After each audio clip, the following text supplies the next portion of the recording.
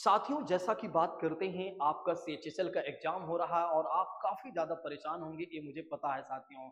और इसलिए मैं आपके लिए लेकर आ गया हूँ तुक्का मारने के ट्रिक साथियों। देखिए, ये पूरी तरीके से 100% तो नहीं एप्लीकेबल है, लेकिन हाँ, 2-4-5% एप्लीकेबल है। कहने का मतलब ये है कि आप स्कोर अच्छा कर सकते हैं साथियों। बाकी ज़्यादा से ज़्यादा क्वेश्चन अपने बुद्धि विवेक से करिएगा, मैं आप लोगों से कहूँगा। अगर मान लेते हैं कि आपका बुद्धि विवेक काम नहीं कर रहा है, तो आप हमारी ट्रिक का यूज कर लीजिएगा। वैसे भी आप जानते हैं सब कुछ खराब हो रहा है, तो खराब होने से अच्छा है कुछ बचाने की कोशिश करें हम कहीं ना कहीं। ठीक है, मेरा मानना ये है। इस वीडियो को जितना ज्यादा हो सकेगा उतना ज्यादा लोगों तक जरूर शेयर करेगा। मुझे उम्मीद है कि आप लोग शेयर जरूर करेंगे। इसके बाद हो सकता है कि एक वीडियो में आप लोगों को और शेयर कर दूं, जो थोड़ा सी और भी ज्यादा सटीक बातें होंगी साथियों। मैं आपको अप्लाई करके वो चीजें कुछ दिखा दूंगा साथियों। ठीक है, चलिए आइए हम बात करते हैं एक एक चीजों के बारे में। देखिए, ट्रिक जानने से पहले हम पहले प्रश्न पत्र को जान लेते हैं कि कोई भी प्रश्न पत्र कैसे बनता है साथियों। देखिए, कोई भी प्रश्न पत्र होता है कि वो 3 कैटेगरी में बंटकर बनता है साथियों। सबसे पहली बात करते हैं तो 40% क्वेश्चन ऐसे आते हैं साथियों जो सबसे ज्यादा इजी होते हैं। ठीक है, जो बहुत ज्यादा इजी होते हैं, जिनको हर कोई कर लेता है साथियों। जिसने कभी तैयारी नहीं किया है वो भी पहली बार एग्जाम देने जाता है तो वो भी कर लेता है। इसीलिए बोलता है वो बच्चा, अरे मैंने कभी नहीं तैयारी किया था तब भी मैंने ये इतना मतलब इतने क्वेश्चन सही कर दिया। बट उसे ये नहीं पता है कि 40% क्वेश्चन तो वैसे भी आसान बनते हैं ताकि आपका मोटिवेशन बना रहे साथियों। अब उसके बाद अगर आप देखते हैं तो इजी के बाद थोड़ा से अब 40% क्वेश्चन थोड़ा से मीडियम थोड़ा से ऊपर हो जाता है। जिसने थोड़ी बहुत तैयारी किया है साथियों, जिसको थोड़ा बहुत आता है साथियों, उसके लिए हो जाता है साथियों। क्योंकि उन्हें पता है कि 3 तरह से स्टूडेंट होते हैं। एक अगर देखा जाए तो और एवरेज वाले होते हैं, थोड़ा औसत वाले होते हैं। एक उनसे थोड़ा से ऊपर वाले होते हैं बच्चे। एक प्रतिभाशाली बच्चे होते हैं साथियों। ठीक है, प्रतिभाशाली मतलब ये है कि जिनकी तैयारी अच्छी होती है, जो चीजों को समझते हैं और एग्जाम को समझते हैं साथियों। ठीक है, तो 40% क्वेश्चन की बात करते हैं तो इसकी विशेषता ये है कि इसमें अगर आप देखते हैं तो जैसे क्या होता है कि कुछ क्वेश्चन ऐसे होते हैं, जैसे 4 ऑप्शन है। 4 ऑप्शन में से क्या होगा, 2 ऑप्शन आपके कट जाएंगे। 2 ऑप्शन में अगर आप देखेंगे तो आपको कंफ्यूजन रहेगी साथियों। तो 40% थोड़ा से कह सकते हैं मीडियम रहेगा, थोड़ा से इजी से ऊपर रहेगा साथियों। 20% ऐसे क्वेश्चन होते हैं जो सबसे हार्ड होते हैं, जिनको वही कर पाता है साथियों जिसकी तैयारी बड़ी शानदार होती है। लेकिन अब आपको ये सब सोचने की जरूरत नहीं है कि मेरी तैयारी शानदार है या नहीं है। बस आपको क्या करना है, अपना काम करना है। अब आपको पूरी ईमानदारी से एग्जाम देना है, क्योंकि अब आपके पास समय नहीं है साथियों। आइए हम एक एक चीजों को जान लेते हैं। वैसे अब तो अगर देखते हैं तो ओएमआर सीट में पेपर है नहीं साथियों। सीबीटी आपका एग्जाम हो गया है।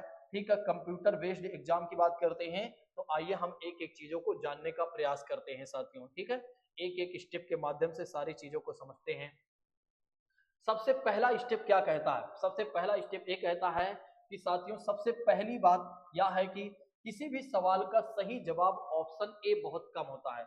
देखिए, अगर आप देखते हैं तो ज्यादातर अगर देखा जाए तो बहुत कम ऐसे सवाल होते हैं जिनका ए ऑप्शन सही होता है साथियों। ठीक है, ज्यादातर जो संभावनाएं होती हैं बी सी और डी की बात करते हैं, तो ज्यादातर संभावनाएं होती हैं बी सी डी में होती है साथियों। अगर किसी सवाल में आपको बी सी डी में कंफ्यूजन है, मान लेते हैं आपको ए वाले के बारे में पता चल गया कि ए तो होगा ही नहीं, आपको पता चल गया है ए तो होगा ही नहीं से साथियों। अब आपके पास ऑप्शन बचता है बी सी डी। तो आप क्या क्या करना है, बिना सोचे समझे सी पर लगा देना है, यानी कि आप सी पर क्लिक कर सकते हैं। लगभग 60% तक अगर आप देखते हैं तो सही होते हैं, मतलब चांसेस होते हैं कि ये सही हो जाए साथियों। कहने का मतलब ये है कि पहला स्टेप ये कहता है कि अगर 4 ऑप्शन में से आपको ये पता चल गया कि ए के बारे में आपको कुछ भी नहीं पता है, सॉरी ए बिल्कुल गलत है, B C D, B C D आपको मिल रहा है, तो आपको सी को ज्यादा प्रायोरिटी देना चाहिए साथियों। ठीक है, पहला स्टेप तो ए कहता है। दूसरा स्टेप कहता है कि किसी सवाल में अगर ए सी डी के सही होने की संभावना दिख रही है साथियों, तो भी आप क्या करेंगे, सी को ही क्लिक करने का प्रयास करेंगे। कहने का मतलब ये है आपको पता चल गया बी तो होगा ही नहीं साथियों, और हो सकता है या तो ए हो या तो सी हो या तो डी हो साथियों। तो आपको किसे क्लिक करना चाहिए, आपको सी को क्लिक करना चाहिए साथियों, इसके चांसेस ज्यादा होते हैं। अब स्टेप नंबर तीसरा क्या कहता है, मान लो कोई सवाल है जिसमें ऑप्शन ए बी डी में कंफ्यूजन है, ए बी डी में कंफ्यूजन है साथियों। यानी कि अगर आप देखते हैं तो आपको ये पता चल चुका है कि सी वाला तो पूरी तरीके से गलत है, सी वाला तो होगा ही नहीं साथियों। तो ऐसे में आपको क्या चुनना चाहिए साथियों, बी ऑप्शन चुनना चाहिए। तो ऐसे में आप क्या चुनिए, बी चुनिए, तो ज्यादा संभावनाएं हैं आपके सही होने के। यानी कि ए बी डी में आपको कंफ्यूजन है तब है साथियों। नेक्स्ट स्टेप नंबर 4 क्या कहता है, अगर किसी सवाल का जवाब ऑप्शन डी बिल्कुल नहीं हो सकता है, तो ए बी सी में कंफ्यूजन है, तो भी आप क्या करेंगे, सी पर क्लिक करेंगे, सी के ज्यादा चांसेस होते हैं साथियों, इस बात को ध्यान रखिएगा। स्टेप नंबर 5वां क्या कहता है, मान लो सपोज दैट आपको ऑप्शन ए और बी के बीच में कंफ्यूजन है साथियों, तो आपको क्या करना है, किसे ज्यादा प्रायोरिटी देना है, बी को प्रायोरिटी देना है। यानी कि आप सीधा बी को प्रयास करेंगे कि बी सही हो जाए, बी को आप क्लिक करिएगा।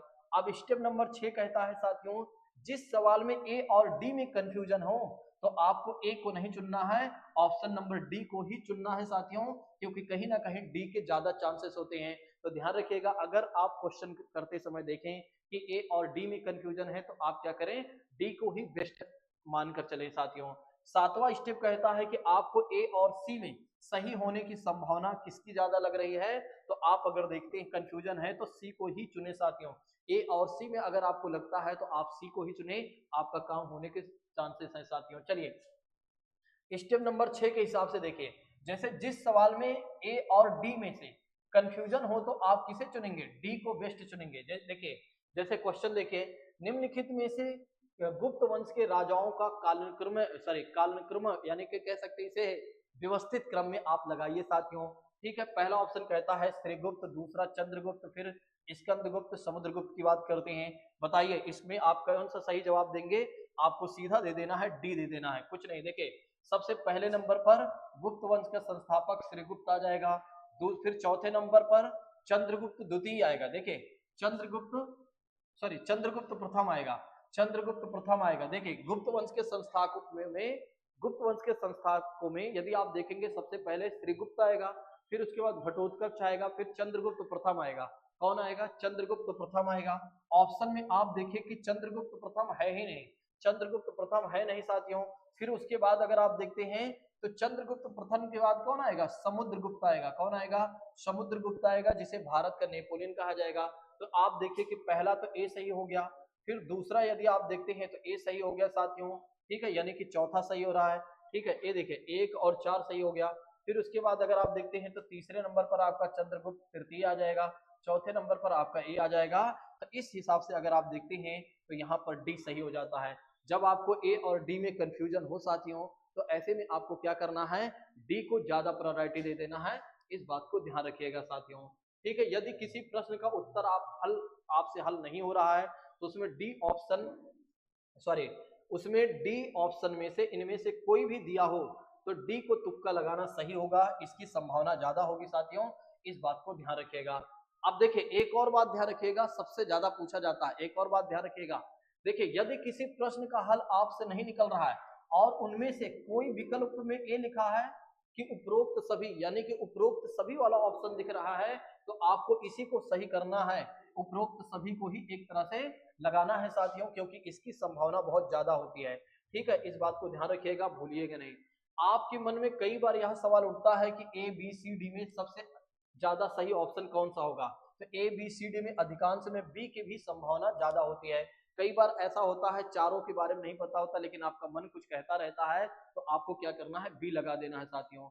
ठीक है, अच्छा एक और बात मैं आप लोगों को बता देता हूं, जैसे मान लेते हैं कि आपको स्टेटमेंट वाले क्वेश्चन मिल जाए, स्टेटमेंट वाले क्वेश्चन मिल जाए, तो आपको क्या करना है, स्टेटमेंट वाले में ध्यान रखना है कि जो सबसे बड़ा विकल्प होगा, जो सबसे बड़ा विकल्प होगा उसे आपको लगा देना है। अगर उसमें कहीं में लिखा है कि एक सही है, दो सही है, ठीक है, तो उसमें आपको मिलेगा दोनों सही मिलेगा ऑप्शन, तो उसको आप लगा दीजिएगा।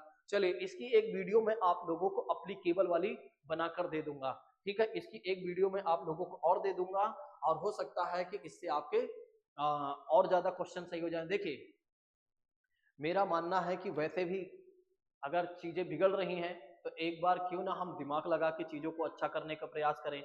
हो सकता है चीजें सही हो जाएं तो कोई दिक्कत नहीं है, नहीं सही होंगी तो वैसे भी चीजें जा रही थी। ठीक है, तो तुक्का आप लोग लगाइएगा, अगर आपका दिमाग काम ना करे, या आप दिमाग काम का मतलब अगर आपको क्वेश्चन के बारे में नहीं पता है कि इसका आंसर भैया हमें नहीं समझ में आ रहा है, तो फिर आप तुक्का लगाइएगा, या आपके पास कंफ्यूजन है जो मैंने आपको बताया उसके हिसाब से चल लीजिएगा। बाकी पूरी की पूरी प्रायोरिटी आपको देना है अपने खुद के सेल्फ से, दिमाग से, ठीक है। अगर आपका काम सेल्फ काम नहीं कर रहा है तो फिर एक्सीलेटर हमारा ले लीजिएगा, कोई दिक्कत नहीं है, ठीक है। तो चलिए अब हम मिलेंगे इसके दूसरे वीडियो में साथियों। Thank you so much. जय हिंद दोस्तों, take care all of you.